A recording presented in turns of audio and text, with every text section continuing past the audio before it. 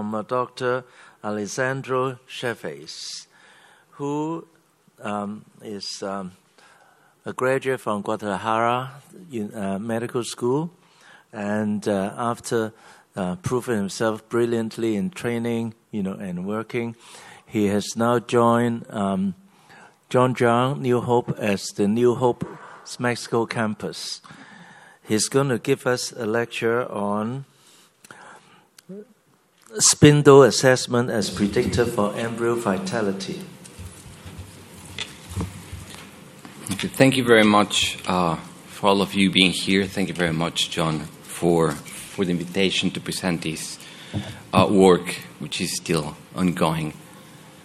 So, first, I think that after what we have heard so far, we all have to agree that human reproduction is a highly ineffective and inefficient process.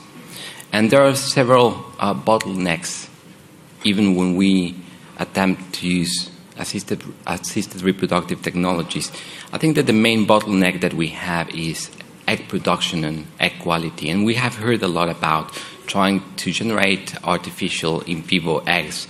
So I think that we have to focus a bit more on this egg quality.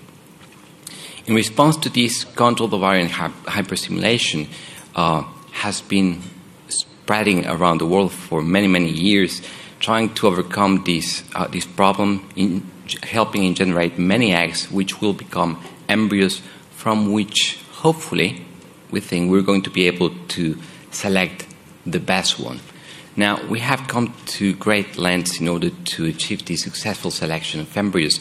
And a few years ago, it was only to the embryologist to select the best embryo. Now we have the embryoscope, now we have PGD, but at the end, what we're trying to do is to select the embryo that is going to become a baby. Now, I think that if we understand this bottleneck, talking about the number and quality of eggs, it's very hard for me to understand why we seem to treat such precious and limited resource with disregard. And when we talk about ICSI, for example, I think no one here is injecting GVs or M1s. So why are we injecting eggs with probably the bad timing when it comes to oocyte or O-plasma maturation? Now, it was the second lecture, very, very good, from Dr. Jurisiova, that made a sentence that I really like, this mitotic catastrophe. So within the egg, which is a very delicate structure, there's the spindle that I think that we tend to overview. The spindle goes through these assembly checkpoints, is subject to spindle disruption, and when this goes wrong, then we have nothing to work with. So again, we all agree that it's a very, I always confuse sensitive and sensible, but I hope you get the word, a very sensitive structure, very prone to damage. And once again, if we have this structure damaged, we won't have the outcome that we want. We also know that within this spindle could be the key to reducing aneuploidies. And this is a huge problem for centers that are treating patients over 38 on a regular basis. Now, what do we know now? It is very difficult to make sure or to prove that a healthy spindle is going to give us a healthy baby. But the important thing is that there are strategies, non-invasive strategies, such as the polarized birefringence assessment of the spindle, that can help us in assessing the cytoplasmic maturity and hopefully also help us in predicting which eggs have the best chance of becoming healthy embryos. Now, this is not a new idea. There are several papers reporting this. One of the latest ones is actually suggesting that through assessing meiotic spindle morphology, you could predict embryo euploidy. Now, This is New Hope Fertility Center in Mexico City. Now, what we did is, since in New Hope we perform spindle-located ICSI on a regular basis, that's our regular protocol, we decided to select all patients that were, or all eggs that were going to be subject to ICSI for 1.5 year period, and try to develop a prediction system that would tell us whether the egg had a chance of becoming a viable embryo or not. So all patients that were going to be subject to ICSI, both in New Hope Fertility Center, Guadalajara, and Mexico, were included in this study, and we assessed both the location and the intensity of the spindle. Once again, the technology that we use is non-invasive and is not increasing the time of the ICSI. So we think it's not going to do any damage. So we perform the spindle check 48 hours after the trigger shot. Most patients were triggered with GnRH agonist. And again, we assess for the location, intensity, and we define a viable embryo as embryos that were transferred or cryopreserved with good qualification according to the embryologists. For the statistic analysis, we made very sophisticated statistical analysis, including description of statistics for categorical variables. We needed to exclude 58 eggs because although this was a prospectively recorded information, there were some basic information missing from 58 eggs. We perform also Mann-Whitney tests in order to assess the difference between the age between the viable and unviable embryos. And finally, we generated a predictive model to let us know whether spindle characteristics, mainly spindle location and intensity, could help us in assess embryo viability.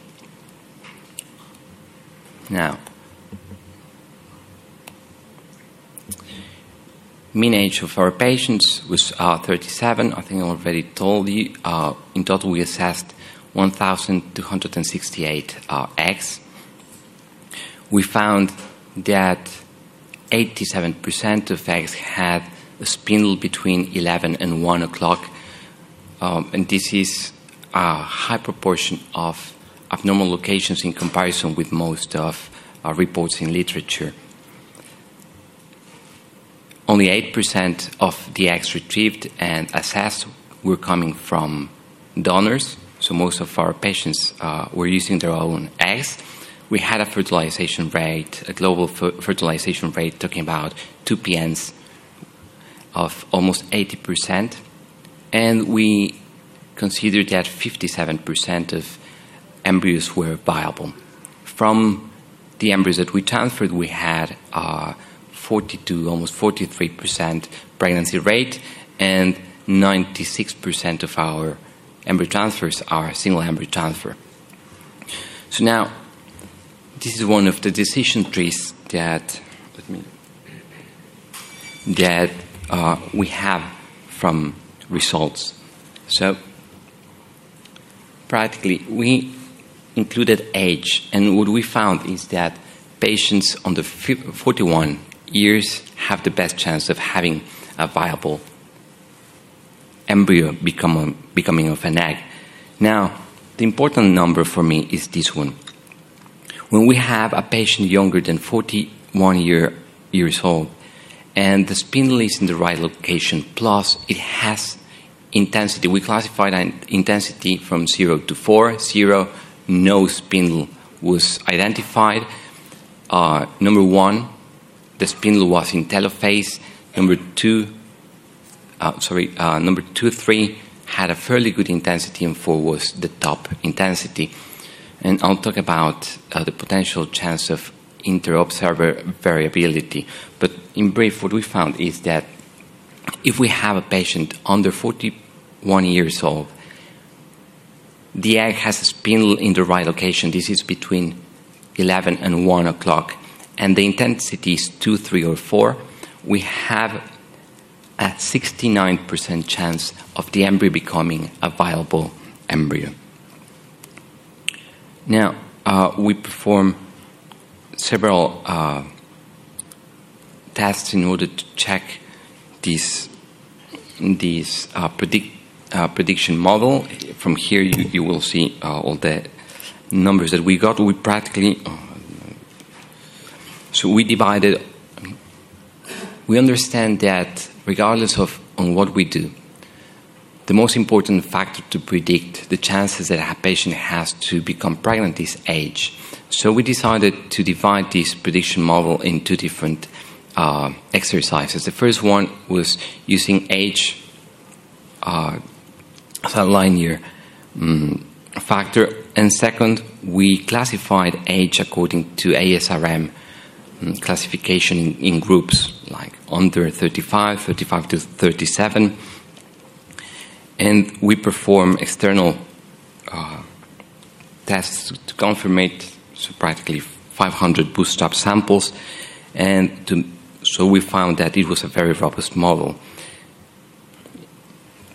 Again, external validation, and practically, even though age is still the most important factor to predict the chances that a patient has to become pregnant, we also found that having an egg in the right, with a spindle in the right location and with good intensity is a very good predictor on the chances that each egg has to become an embryo, a viable embryo.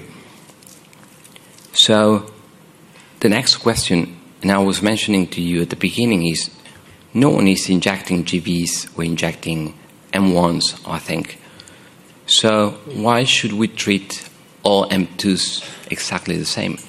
I think that with a test that is so cheap, that is non-invasive, we should try and focus a bit more on egg quality, the synchrony between nuclear maturation and cytoplasmic maturation, because also I think that we could personalize or individualize decisions around ICSI.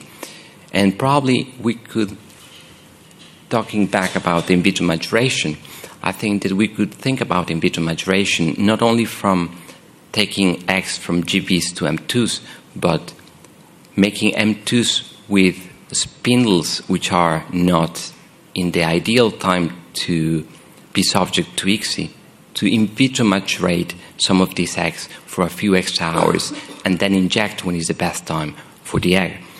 In results, we saw that there is more than 10% of the eggs having spindles outside of the typical locations. So there's always a risk that we could damage the spindle with the injection. And I think that 10% is a high enough number of spindles outside of the right location to consider using this technology to better select the injection site.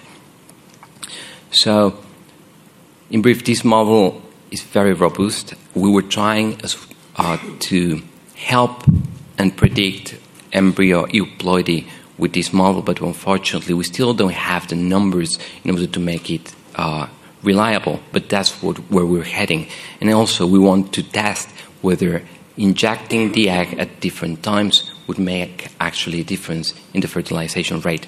I think we have a fairly good fertilization rate, but when you're working with few eggs, we only perform or mostly perform minimal stimulation and natural cycle IVF.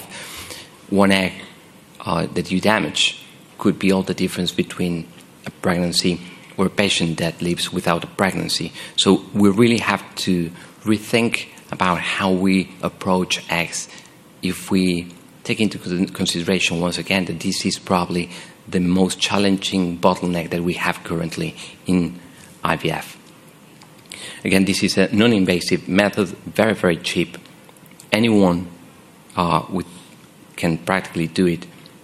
And with this, with such a good predictive potential, I think that it could be, or it should be, used for or by most clinics and most embryologists.